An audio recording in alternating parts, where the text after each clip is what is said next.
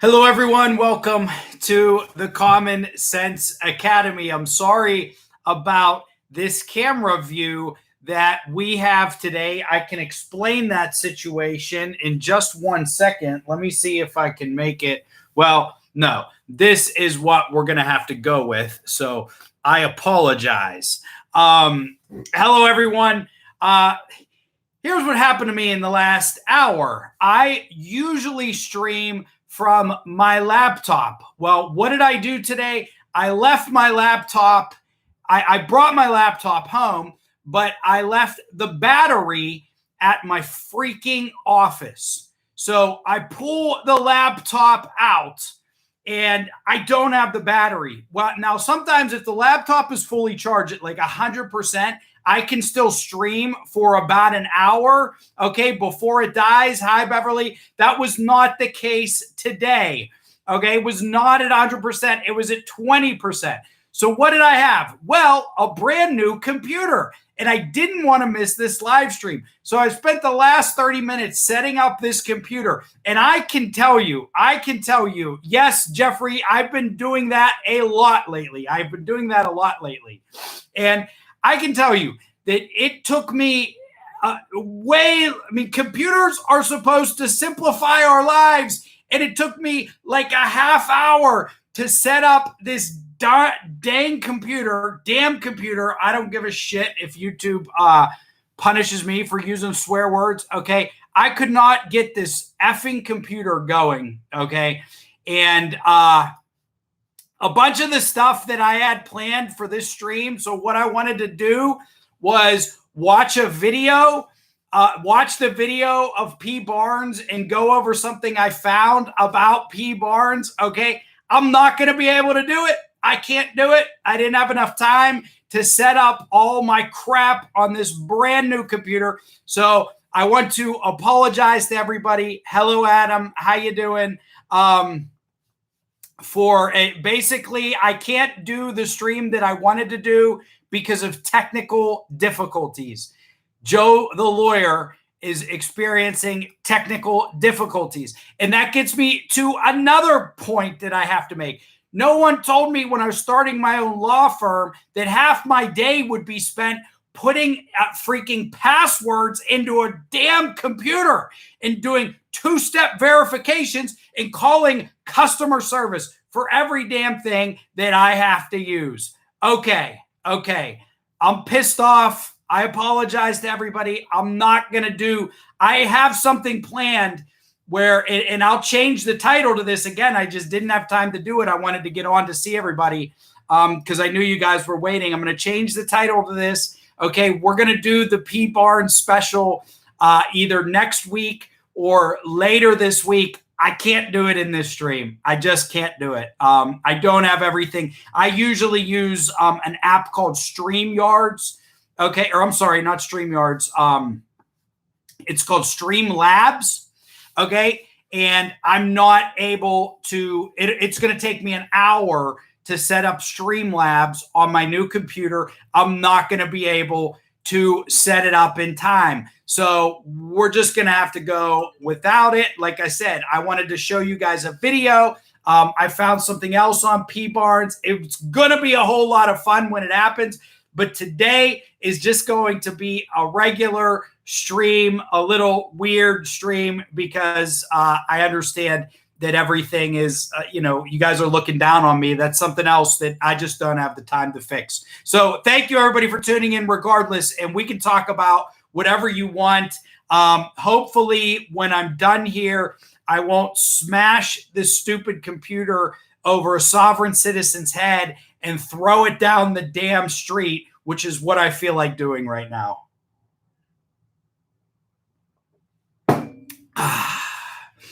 Okay, I feel much better now. Hi, Beverly. Hi, Taylor. Hey, Jeff. Didn't you do that the last time you streamed? Yes, I've been leaving that damn. So for the longest time, I run my whole law firm basically from a laptop. Okay. And so I bring it home with me and I go to work and I take it to work and I bring it home. Well, I bought a desktop for here at home. Regardless, the last couple of weeks, I've been doing it. I don't know why. Probably because I'm busier than ever and I can barely remember my own name half the time. Nothing worse than a machine so stupid and it's incapable. Jeff, here's the thing. They've made these machines more complicated. And for instance, just to get into YouTube, okay, I had to download Google Chrome and I had to put in 3 passwords because they want 2-step verification before I can get on my own darn YouTube channel. So that was pissing me off in and of itself. I sent you the P-Bard songs with the video at the end. Damn, I can't do anything. Thank you. Thank you, Cat. Thank you, Angry Cat. Listen, we're going to do, here's the thing. I don't want to half-ass the P. Barnes episode because I had a bunch of crap planned, okay? And my laptop was ready to go. And I pull the damn thing out of my bag and poof, it doesn't have it. So we will do the P. Barnes. Yes, Judge Middleton would hold me in contempt. I deserve to be held in contempt. I apologize to everybody. If you've seen Ronnie Davis Bear Law and Forensic Science Team, no, is that a YouTube channel? Took down my angry rant about saying MLB is a joke. Why is it a joke, Adam? Because of the tack? Because of the stuff they're putting on the balls? Jim Lear with the toothless, still wondering if you've seen or read Presumed Innocent. Adam Henderly, I love baseball too. I have not, Tom. I have not, but I will certainly look into Presumed Innocent.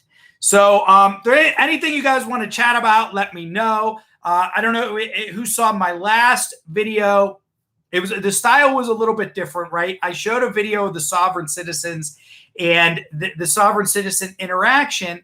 And then I talked about the Moorish ideology, right? Some of the stuff that I learned while researching for the book, right? And the Moors, and I find it interesting because there's a couple of different theories out there, right? You have the Moorish National Temple, Moorish National Science Temple, and then there's the Black Israelites and the Washita Nation, and they all sort of have these theories that their bloodline or their heritage places them in the United States before European settlers, right? And so, for instance, the Washita Nation claims that they are actually part of the Native American population. The Moors claim that they come from the kingdom of Moab, which was an ancient kingdom in the Levant area by Israel, that they moved over. I believe the story goes that they first migrated to Morocco and later to the United States. And then you have the Black Israelite group who believes that they are descendants of the Israelites that somehow ended up in America. Now, I don't know if the Black Israelites believe that the law doesn't apply to them because of their heritage and that they were here before the European settlers, but the Moorish sovereign citizens certainly do. And then the members of the Washita Nation, and all three are a bit ridiculous, if you ask me. I mean, look, anybody, you can have your beliefs. You can have your beliefs. Fair enough. But I just think there's scientific evidence. A lot of science has gone into genetic mapping and seeing where people come from or came from. And essentially, there were no real populations over here in North America or South America besides the Native American populations until just a couple hundred years ago. So there's just no science to support the theories that people from Moab or Morocco or Israel were in the Americas before European settlers. That evidence just doesn't exist. I don't know if you guys, let me ask you guys something, because you're here on my channel. We talk about conspiracy theories. Okay. Who in the feed knows about the Solutrean hypothesis? Has anybody here, without Googling it, you can go ahead and Google it if you don't know, but has anybody heard of the Solutrean hypothesis that didn't have to Google it? Richard saying no. Sovereign citizen made a visit to our station. Oh, you got a new one, Adam? I know that's happened a couple of times. We'll talk about it. The Angry Cat, it's not a math problem. The Solutrean hypothesis is not a math problem. I'm gonna wait a couple more seconds and I'll tell you guys what it is, and we'll see how it can sort of ties into what like a lot of the sovereign citizens say, etc. Not really. It's actually more scientific than a lot of their claims about being in the Americas prior to the establishment of the United States. I will say, though, you little Dickens, okay, little Dickens, you got me. Okay. I will say, here's the thing, in actually this book right here, Constitutional Law, one of the earliest cases in American constitutional law, and I can't remember the name of the case, was brought by a Native American group who said that American law does not apply to them. Okay, we're talking right after the founding of the United States of America, the Revolutionary War in the early 1800s, Native American groups brought a case to the Supreme Court of the United States, essentially saying that your laws do not apply to us. The interesting thing about the opinion that was written, and I can't remember if it was Judge John Marshall, and you didn't miss much, Mary. I'm not doing P. Barnes, though. But anyway, this early case, the Native Americans bring, I think it was Chief Justice John Marshall. And they wrote a very, very interesting opinion where they actually acknowledged a lot of the Native Americans' arguments that, why should your law apply to us? You essentially conquered our lands. We didn't consent to our lands being taken and your law being applied to us. And the justice who wrote the opinion more or less agreed with that. He said, it's true that these lands were taken without your consent, et cetera, et cetera. But by virtue of me being a court of this government, and this government recognizing that you're within its territory, okay, we're going to hold you to our laws. It was very matter of fact, but it's a fascinating opinion to read because really if you learn about Native Americans and the land and some of the things that they have going on now, I mean, it obviously they were badly mistreated by a lot of the early American settlers, and the United States expanded. Okay, but over the last 50 or 100 years, they've actually gained sort of special status in the law, and that's sort of what the Moorish national sovereign citizens are attempting to do, is almost get that special status that the Native Americans have. Okay, but they just don't have that argument that Native Americans actually have, right? If you can show that you have a Seminole bloodline, right, then you're entitled, like down in Florida, the Seminole Indians are entitled to a whole bunch of programs that the state sets up so that they can, run casinos and have special other rights that other American citizens, frankly, don't have. And the Moorish nationals are trying to sort of do that, and they're going really far with it because they're basically saying that the law doesn't apply to them. But anyway, the Solutrean hypothesis, okay, little Dickens has heard of it. Let's see, I love baseball. I can't stand individuals who want to leave Georgia. All right, the Solutrean hypothesis, and little Dickens may be able to back me up here a little bit because I don't know it completely. But there's two theories on how the Native American people, how humans first migrated into Native America and South America. And the controlling theory is that about 15,000 years ago, everybody knows where Alaska is and how it's not that far from Russia. You could see Alaska. You can see Russia from Alaska, right? Anyway, everybody knows that in that body of water there is called the Bering Strait. Well, 15,000 years ago, when the Earth was in an ice age period, okay, and as the ice, so I'm stumbling over myself.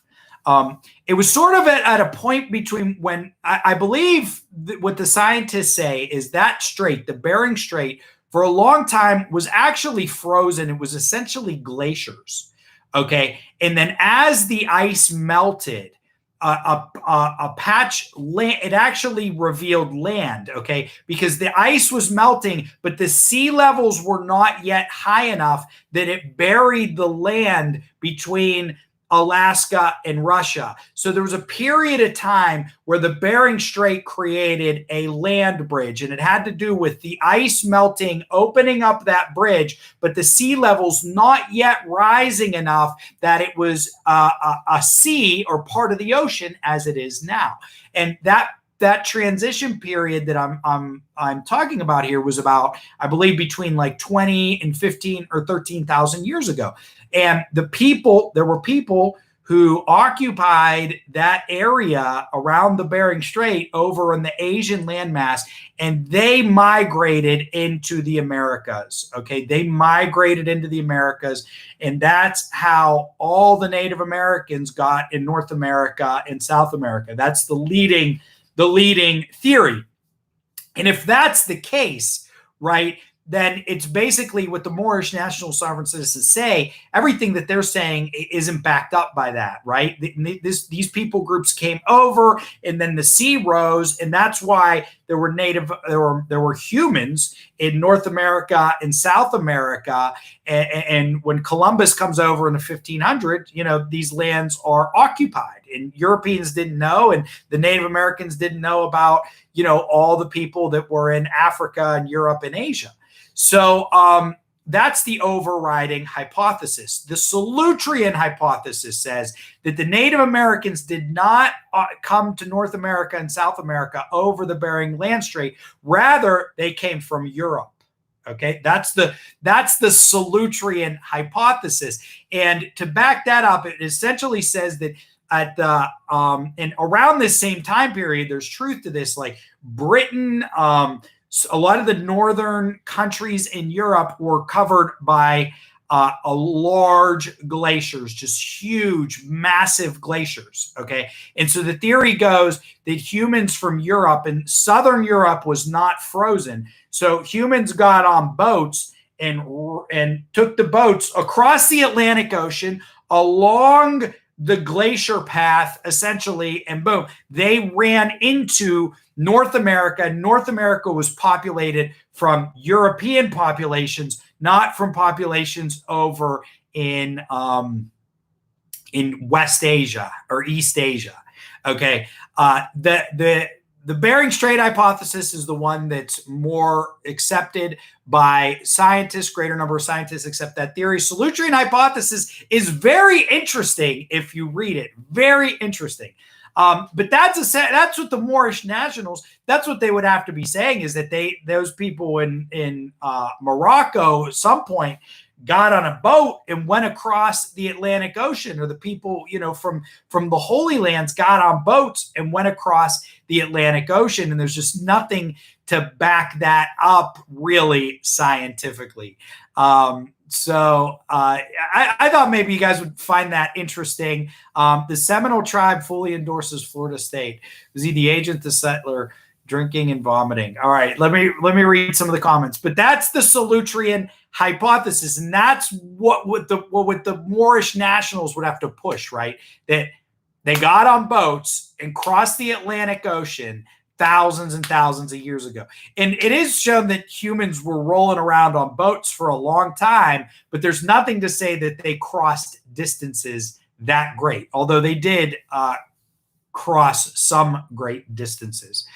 Okay, let's get to the next topic here. And before we do that, I know Mr. Castro and everybody else has some beverages, and everybody's waiting for the same time sip, because the truth about the same time sip is that when you, just like when you eat food, okay, when you take a sip with someone else, the sip tastes better. So when we sip together, it tastes better. Okay, so everybody raise your cup, your glass in the air. I'm drinking iced tea. I'm weaning myself off the Diet Coke and Diet Pepsi. Cheers with me. Okay, it tastes better when we sip together. Cheers.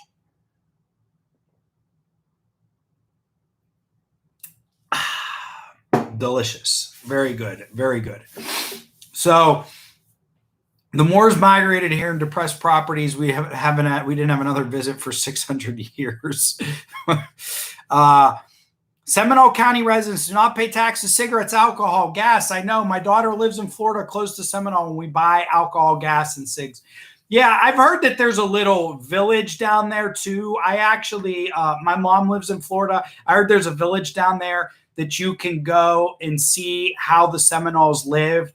And if you go to the YouTube page, Kings and Generals, they did this great video on the history of the Seminole tribe. And it's very interesting because they were one of the last Native American. I believe they're the only, maybe there's only a couple, but they're one of the only Native American tribes that technically never surrendered to the United States. Okay. There were parts of the Seminoles that never technically surrendered to the United States, but the United States had reduced their presence so much that they were like no longer a threat. So didn't care about making them capitulate. But it was very, very interesting. And, you know, the thing with the same time sip is sometimes food, for instance, can taste better when you eat it with someone else, or if you eat it in an environment that you're really comfortable in, right? Food can taste better when you're eating with someone else, when you're in an environment that makes you extremely comfortable. If you have to rush to eat food, it's just not going to be as enjoyable, right? And the same time sip, I think, works on that same psychology. Let me give you another little dynamic here. Actually, Bob, it's Turner's. Do you know Turner's? Schneider's tea and Turner's are huge over here. It's Turner's iced tea. So, but here's another dynamic. Sometimes food tastes better depending on who made it. Right? Sometimes food tastes better depending on who made it. And you ever heard the line too that like it tastes better when somebody else paid for it? You know what I mean? And so your psychology plays directly onto your experience of things like food and drink. Right? I mean, who agrees with me? So that's why we do the same time sip, right? It's more fun. The sip is more fun. Some people make fun of me in the damn comments. It's more fun when you do it with someone. That's what it all comes down to. Jeff, look, we're not. I don't know where you live. Are you from the South? Because up here in Pittsburgh, we buy iced tea. We don't make it, man. And when it comes to that, 1% Indian, if I had 1% Indian in me, I would live there. Really, Mary, very cool, very cool. I would love to visit. I'm going to visit those Seminole lands the next time I'm in Florida. I've been to the Everglades many times, taken airboats and on those trips. I've done that like 3 times. I enjoy it every single time. I really do. I have fun every single time. When I was in the Air Force, and it was a bit longer ago than I like to admit, but I dated a girl for a short time, and she was from Mississippi, and she made her own iced tea, Jeff. And you know what? Okay, California. Do you know what she called it? Do you know what they call it? Sorry, I'm not from, look, I love the South. I'm not from the South. I'm from Pittsburgh. You all know that. But this girl I was dating, I went over to her dorm room. All right. We were in Fort Walton Beach, Florida. I was stationed at Eglin Air Force Base, and I went over to her dorm room. And the dorms there were actually very nice. And there was a lot of grassy area around the dorms, and there will be like park benches and places where we could grill and trees. Very, very nice, very nice. And remember going over to her house Sweet tea. Yeah. Sun tea. Mary, you nailed it. Mary, you nailed it. So I go over to her dorm room, and outside her dorm, like, I don't know, over by like a tree was a big container full of a brown liquid. And I think she had like lemons and stuff in it. And it was like sitting, actually, I don't think it was by a tree, because the concept is that it was outside her dorm room. And I went into her dorm room and I was like, what is that? Like, what are you doing? And Teresa, you make it weekly? She's like, I'm making sun tea. She was like, I'm making sun tea. I'm like, you make your own iced tea? She's like, yeah. And I drank it, and it was delicious. I mean, it was really, really good. It's not like some store-bought crap that I'm drinking here. I mean, I get it, but I live in Pittsburgh. I mean, it's cold and wet out there. But she blew me away. She blew me away with the sun tea thing. I was like, very cool, very cool. For the first 19, 20 years of my life, I had barely left Pittsburgh. Okay.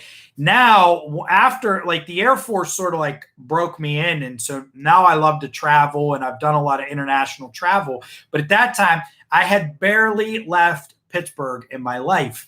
And, when I joined the Air Force, I went to Lackland Air Force Base in Texas. Then I was in Florida. Then I was in Japan, and then I was back in Florida. And I spent a lot of time in Texas, Florida, and Georgia. So I was exposed to Southern culture and Southern living, and I really liked it. And but it's certainly different. There's some different aspects than when you grow up in the former steel town. I hate to say that, but it is the former steel town industrial city of Pittsburgh. Very different ways of life. You made sun tea here in Boston. I know. I understand now you can make it anywhere. I mean, if you have enough sun, you can make it. I just never heard, when I was growing up in Pittsburgh, I never heard of anybody making it. Okay. I just never heard of it.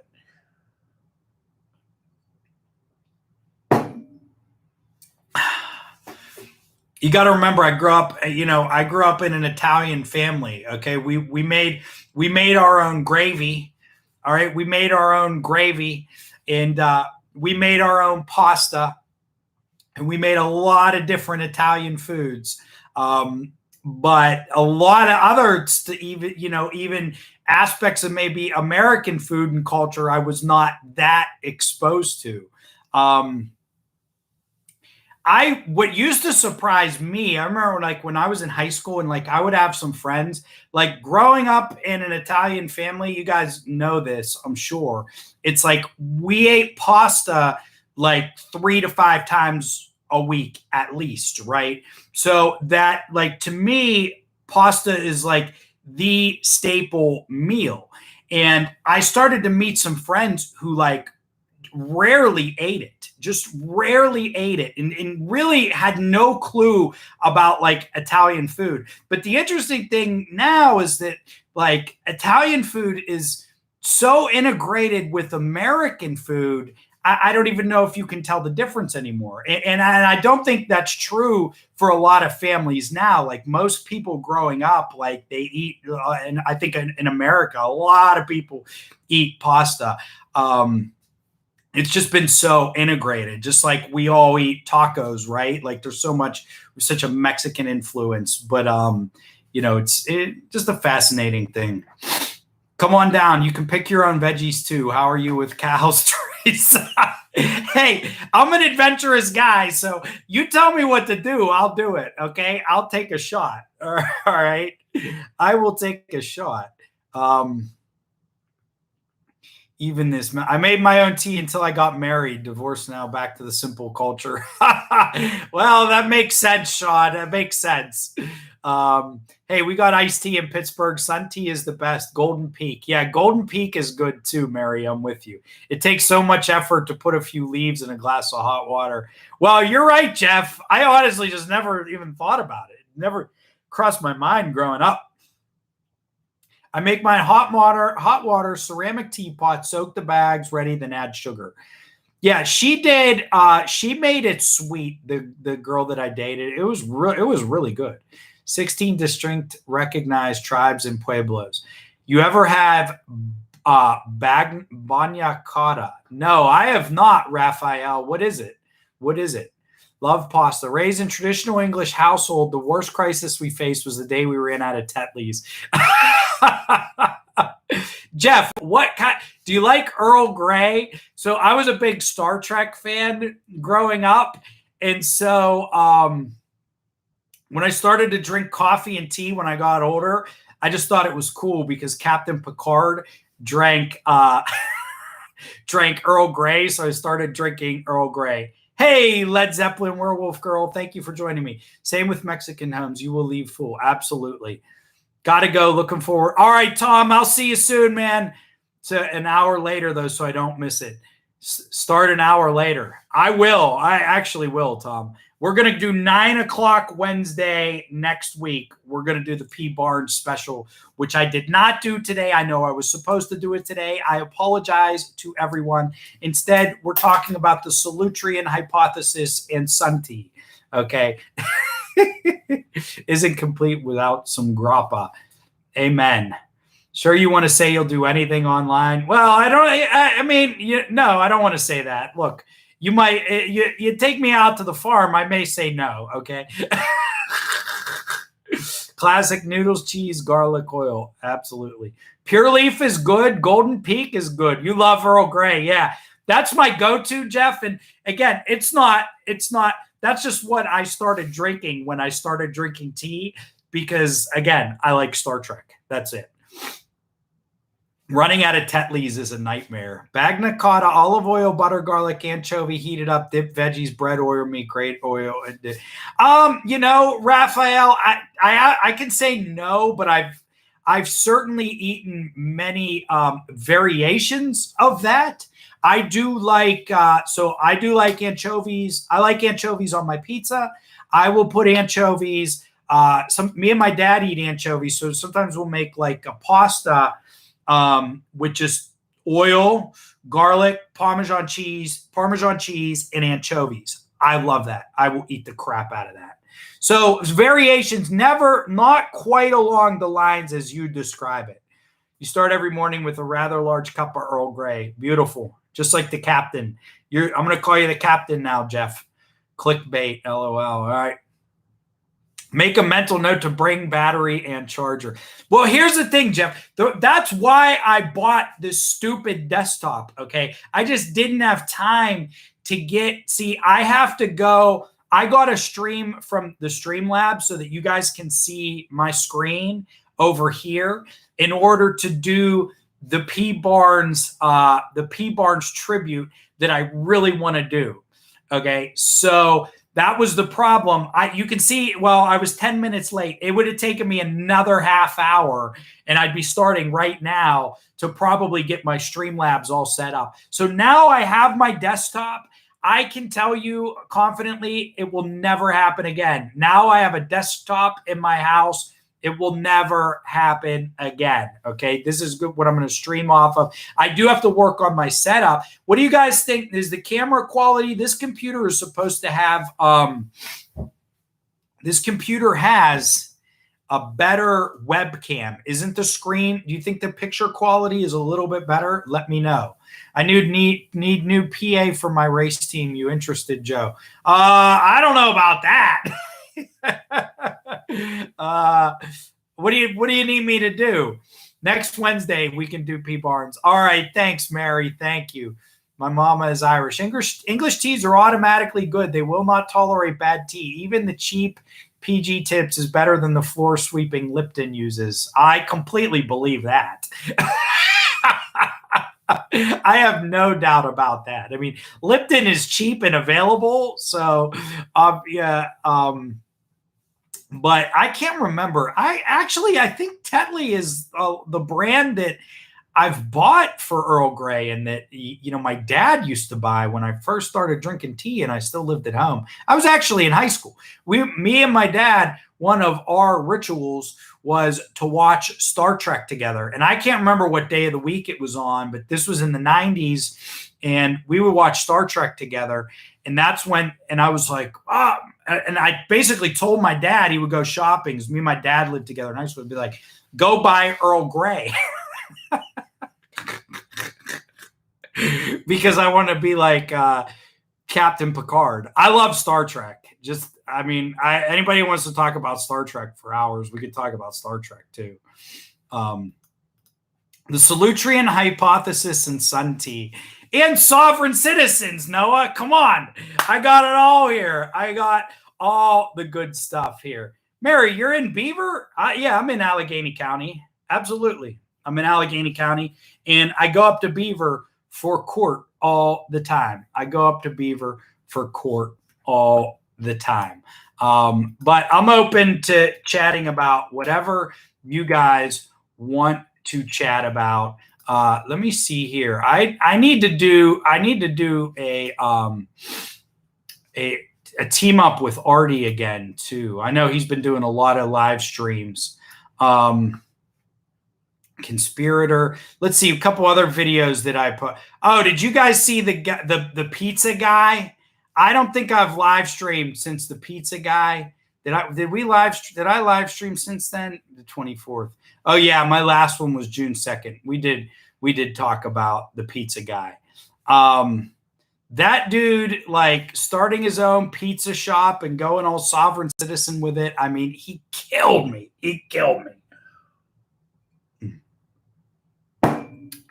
Mary, send me an email, newsletter@palmettolaw.com, newsletter@palmettolaw.com. Okay. I am in Beaver when I get a case in Beaver. Okay. I have some cases in Beaver County right now. I would tell you, I like the small town of Beaver. Please pray for OPT lawyer. Absolutely. Sobs and Moors. I want a cloak of invisibility and a non-lethal beanbag gun so I can give some great shots. Well, you know, the cloak of invisibility is not coming, man. It's not coming. We're not in the video game, but you can try. I will search out Twinnings when I want Earl Grey. Is that the brand to go for, Jeff? I'll keep that in mind.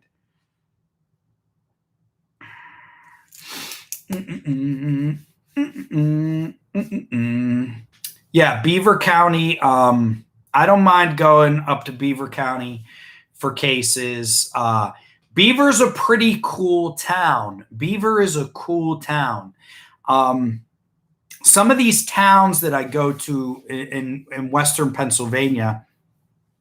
So, like I said before, when I was, growing up, I was mostly in Pittsburgh, and one of the surrounding counties is called Butler County. So I'd gone up to Butler County a lot when I was a kid, and I had been to the city of Butler. But a lot of the other little towns and cities around Pittsburgh, and a lot of these towns around Pittsburgh used to be very big. Like the small towns in Western Pennsylvania used to have huge populations because many of them were supported by steel mills.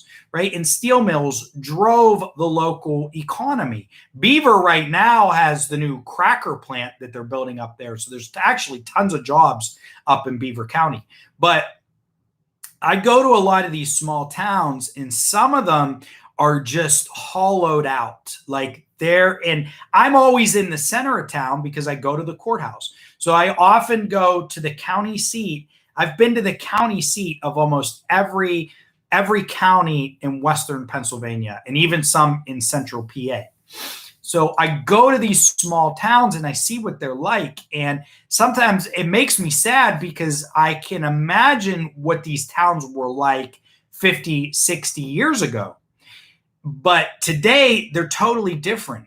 Just a lot of abandoned buildings, a lot of empty spots where buildings were knocked down, etc. But when I go to Beaver, I don't get that feeling. Beaver has a really, really nice main street with a lot of stores and what appears to be a very vibrant like community walking culture. Like people get out there, they go to these stores, a bunch of restaurants, little coffee shops.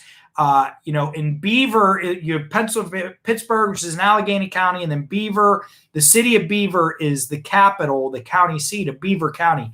I really enjoy going to Beaver, Mary. That's my point. But I go to some of these other towns, and they just look devastated. They just look terrible. I'm going into them. I've seen some crazy stuff too. Our town with all the steel mills going down, people moved and left. Yeah, I know. Beaver had a steel mill like right down the street, maybe. I know Beaver had like a train. The train station was really big, but anyway, Beaver Center is still pretty nice. And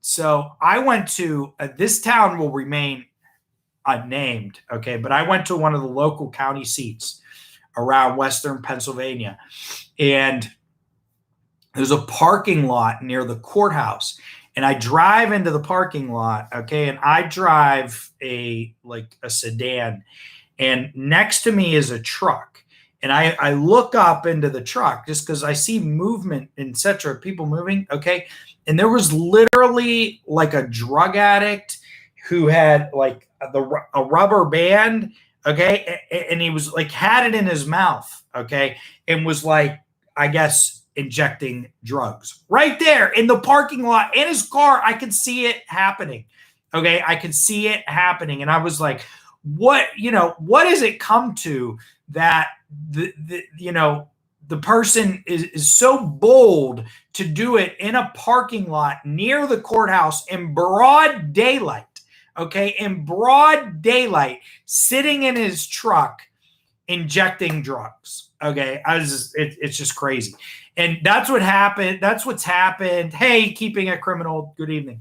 And I think Western Pennsylvania, Ohio, and West Virginia have just been crushed by the opiate crisis. And if you ask me, and I know I've talked about this. This is one of my soapbox. Items, but the deindustrialization in the Rust Belt towns, right? And Pittsburgh is one of those towns, like Pittsburgh, Cleveland, Detroit, Buffalo. Okay, a lot of the cities up around Lake Erie and Lake Michigan. Okay, used to be these industrial cities connected to the railroads and shipping on the Great Lakes. Okay, so Pittsburgh, Columbus, Ohio, Buffalo, Detroit, Cleveland have all seen massive drops in population because they lost all these jobs over the last 30, 40 years, this deindustrialization, the end of these factory jobs in America. And these small towns have been hit the worst by it.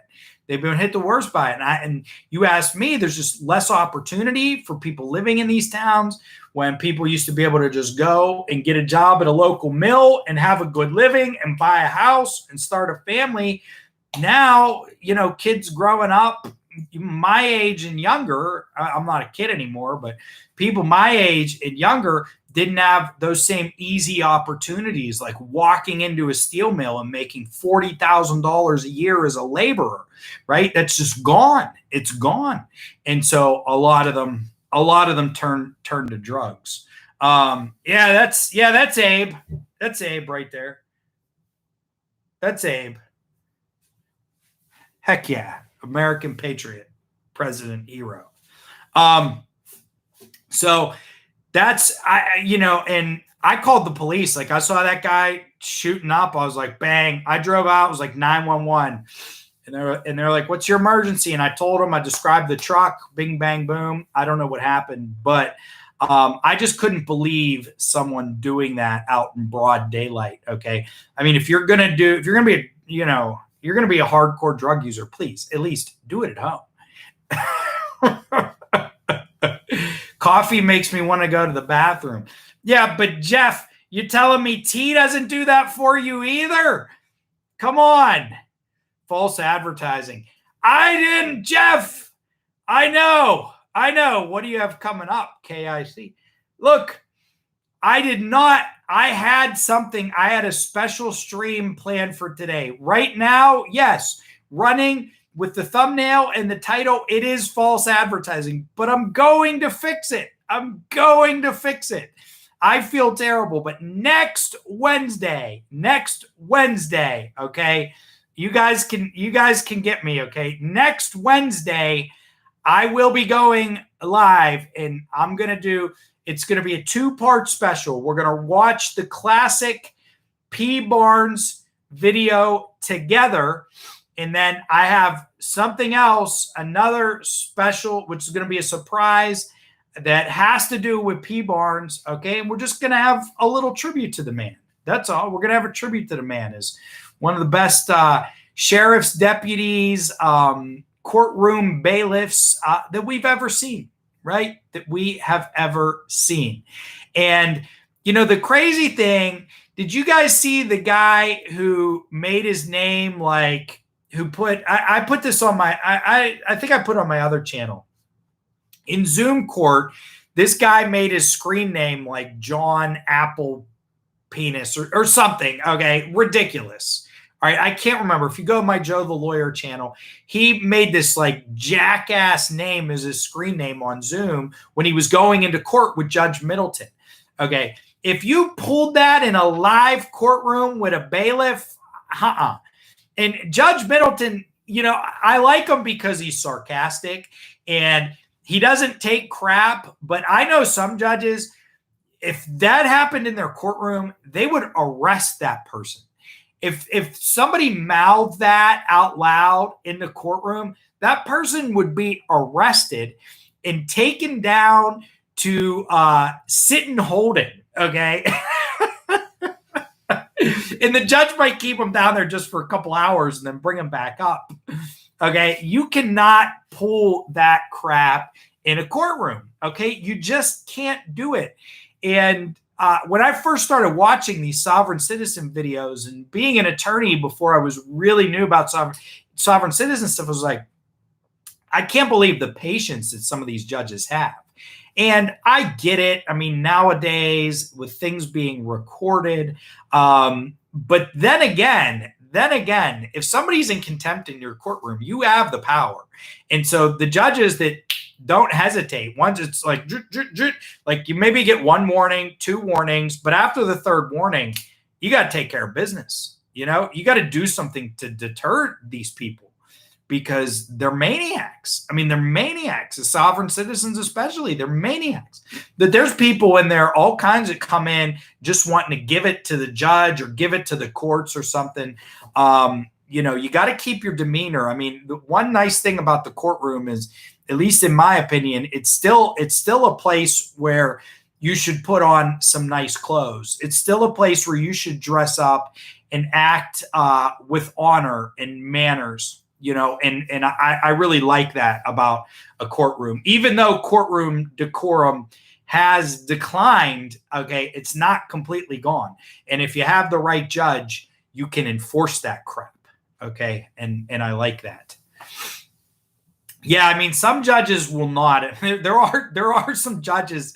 There are some judges in Western Pennsylvania.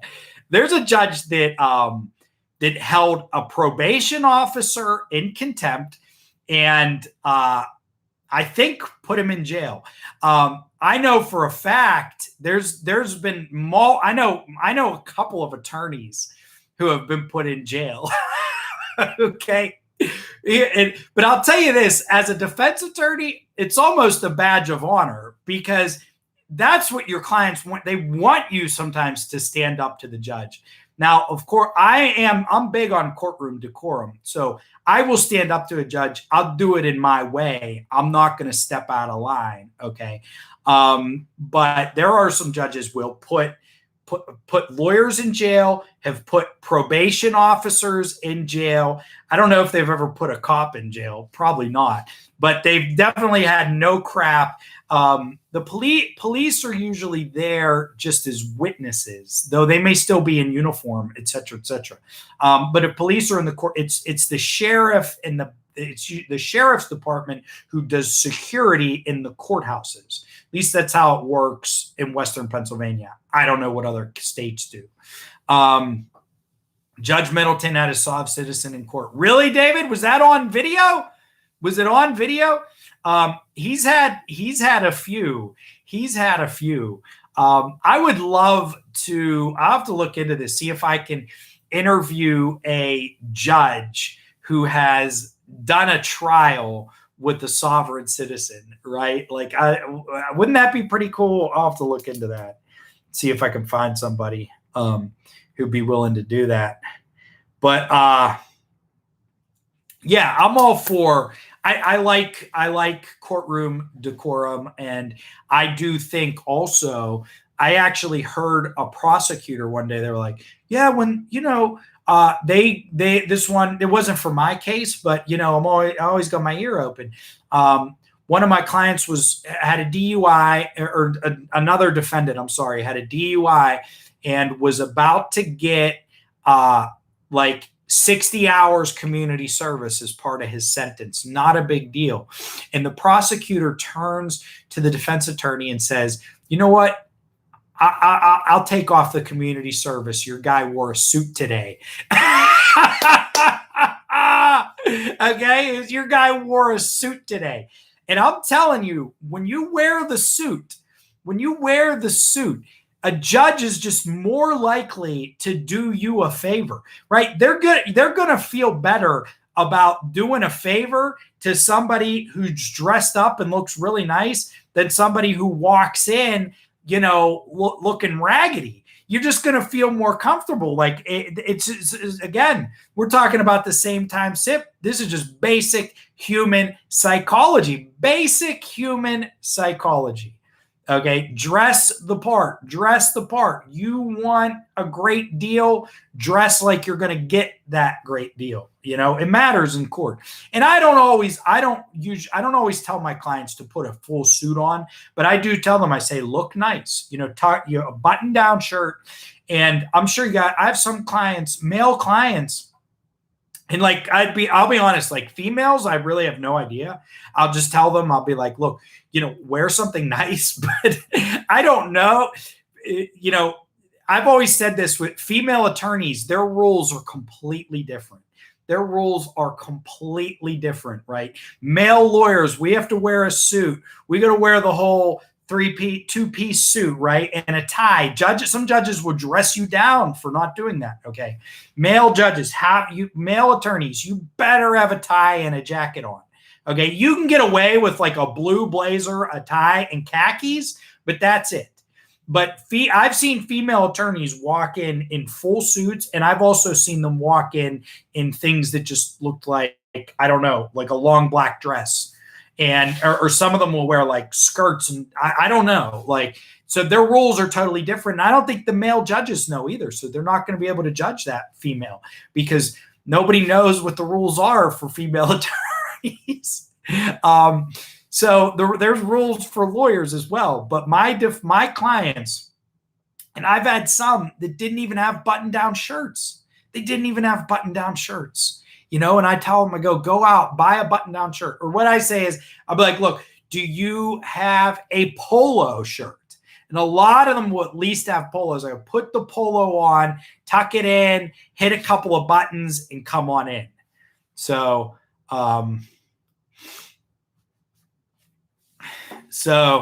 that's, that's my little speech on that topic there. He asked you, Judge Middleton had us bust a cap in your, hey, Joe, Archangel for Truth wants a live debate with you, but you're blocking his comments. Tell him to shoot me an email at newsletter@palmettolaw.com. What does he want to debate? Who is he? He asked me to inform you. He wants a live debate about sovereigns. A little time is always good. His prosecutor's getting, I'm popping out. All right, keeping it criminal. Thank you. Feed the algo, y'all. Be well. All right, hit me up with a like. Everybody has. Thank you very much. I have 59 likes. I'm very much. The judges are mostly fair if people are polite and respectful. Where I live, people can ask for more time to pay their fines if they ask the judge for it. Yeah, same here, Lisa. You can work out a lot of things. I'm telling you, the way you look when you come in there can make a huge difference. And I get it. Some of my clients, some people don't have a lot of money, so it's hard for them to come in looking nice. But that's when I say to them, I go, look, just what do you got? You got a polo, you got a button down. You know, even if you're wearing jeans, tuck it in. Well, wear a belt, tuck it in. You have some nice shoes. Not everybody has nice shoes. I get it. But do what you can do. Soft sits and Moors don't exist. A figment of our minds. You don't debate something that does not. Look, I did a debate with 3 sovereign citizens, okay? 3-on-1 when I thought it was going to be me and another guy. And then it was 3-on-1. I did the debate. I would do another one, though, just for entertainment purposes, okay? Attitude matters in court a ton. He seems to know the parents of half the dependents, too. Yeah, some judges know everybody in town. Jeff. Well, Jeff, I hear your point on that, not giving them a forum.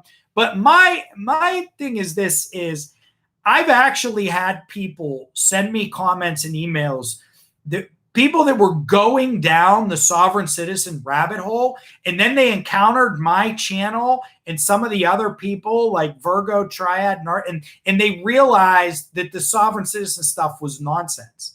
So I do think there's some benefit. Like, yeah, giving them a platform is not great, but also when they're just on their channels, nobody's pushing back against them and they can just cherry pick the facts. There needs to be, you know, some counterweight. And that's where, you know, look, the channel is mostly about fun and entertainment, but I think I'm doing a little bit of good here too by debunking their BS ideas. So I might debate, I may not. I don't, that guy was sort of, I don't know if I blocked him. I can't remember why. You know, I have some moderators also who may have blocked him. But if he sends me an email and we agree to some debate topics, I might talk to him. Never go on their channel. Yeah, I'm not going to go on their channel, Mary. Almost certainly not. So I'm not really worried about it. Listen, I've gotten tons of emails and messages from sovereign citizens, tons of them. Okay. Like, you know, most of them I deleted because somebody asked me to find all of the comments and do a channel on it. It would take me a day just to go through all the information, but I may still do that one day. But I've had some sovereign citizens say some pretty crazy stuff to me, and they go after me on their channels. I mean, whatever. I'm on YouTube. I'm like, you know, when you put yourself out there on something like this, then you're putting yourself open to criticism, whether it's fair or not. So I'll accept the criticism. I don't care. I'm not going to go on their channel, but I might debate them on my channel. Who knows? P. Barnes for Secretary of Homeland Security. I'm with you. I'm with you. Here to honor P. Barnes. John Sneed, I just got to say that this is not the P. Barnes special. I thought it was going to be next week. It will be. I had a technological problem. I had a technical problem, so I wasn't able to do the P. Barnes special as I wanted to. So everyone, I apologize. I apologize.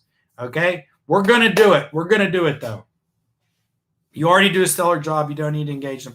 Yeah, you're probably right, Jeff. And honestly, I probably won't. I mean, if he sends me an email, though, I will consider it.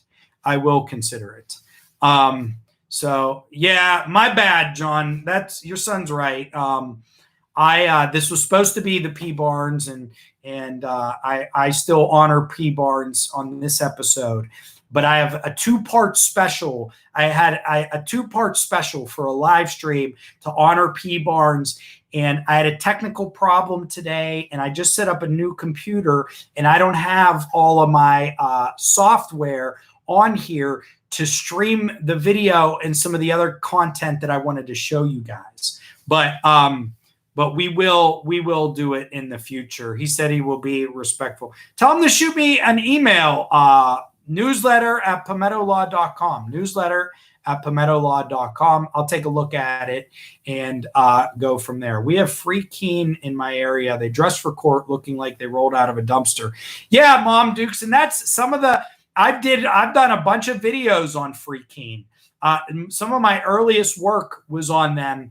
And that's actually one of the things that pops in my mind, because there was a gentleman who apparently he was a state representative as well. So he had been elected state representative. I think he was out of office, and he was fighting a ticket, and he was extremely rude to a judge. Extremely rude to a judge. I mean, you shouldn't be that rude to a person unless you are very, very justified. And the judge kind of sat there and took it for like half an hour. I can tell you that would not be, if I'm ever a judge, that would not be the case in my courtroom. I think you have to be tough to establish a presence and deter people from acting a fool in the future. If you let too many people get away with it, people are going to abuse it. So that's just my philosophy. That's one of the things I like about the courtroom is at the, it's still a place where people dress nice, okay, and try to act with manners and honor and a sense of decorum. And I was in the military, so I'm into that kind of thing. Okay, everybody, thank you for tuning in tonight. I apologize again that I didn't get to do the P. Barnes special. I will change the title so that I know everybody coming in today was tricked. That was not my intention. I apologize. Next week will be the P. Barnes special, okay? Next week will be the P. Barnes special. I may start at 9 o'clock for my good friend, Tom Castro. Thank you, everybody, for tuning in. Thank you for giving me all of the likes. I truly appreciate it. I'm going to sign off now. It's a little late. And Joe's got to get to work. Everybody else probably wants to, might be a little late for you guys too. So thank you for joining me. Have a terrific night. Common Sense Academy is out. All right, everybody. See you later.